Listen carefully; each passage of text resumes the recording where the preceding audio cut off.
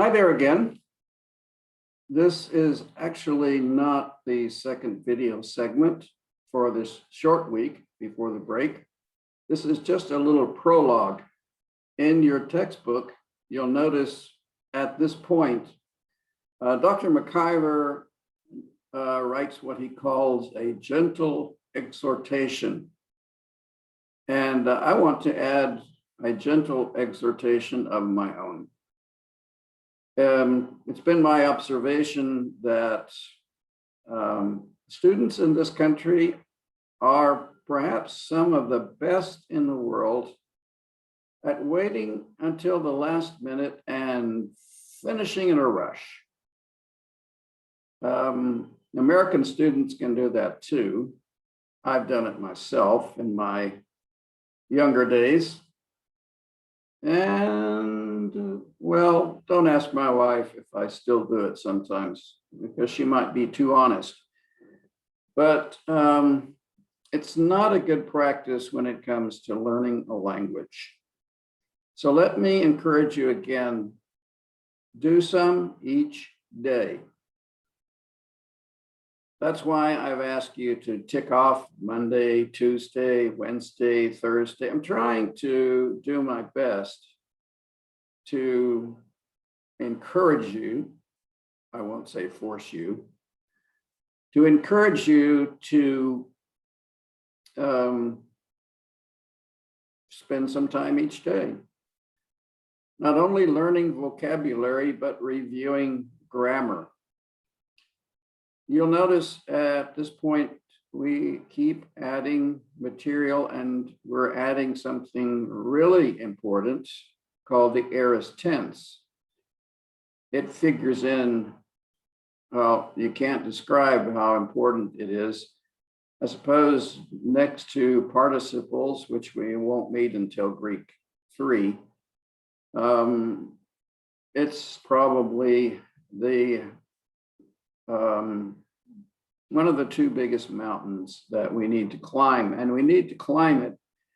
And we can only climb it on the basis of having done our preparation work, that is chapters 1 to 11, knowing that vocabulary, reviewing that vocabulary, because we keep adding material each class.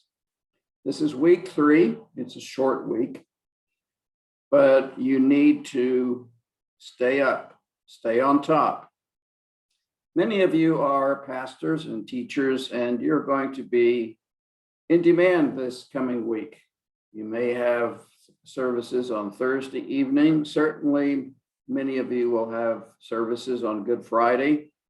And I hope also on Easter Sunday, because really Good Friday and Easter Sunday go together, hand in glove.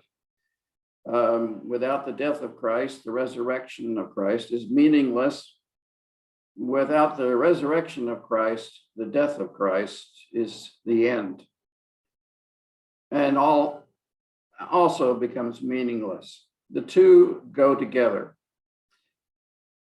And you're doing something, let me say it this way, you're doing something that is going to add an incredible amount of knowledge and wisdom, I trust, as you use that knowledge in the right way in your ministries, if you already have one, or in the future if you don't.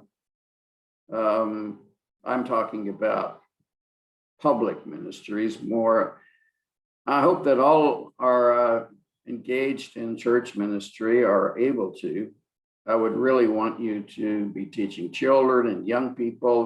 There's no greater ministry than that.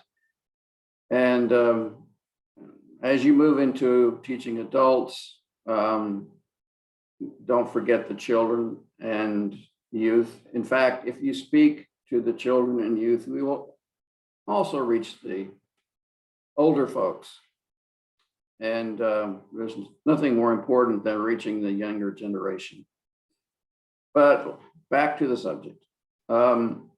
Study some Greek each day. Even during the holidays, when you have a few moments, review your vocabulary words. Maybe look look at a sentence or two, whatever you can find during this busy time. And that's the prologue. And now I want to prepare just one more short video about the amount of grammar that we need to learn this week. So I'll stop this prologue at this point, and the next video segment will be video segment B.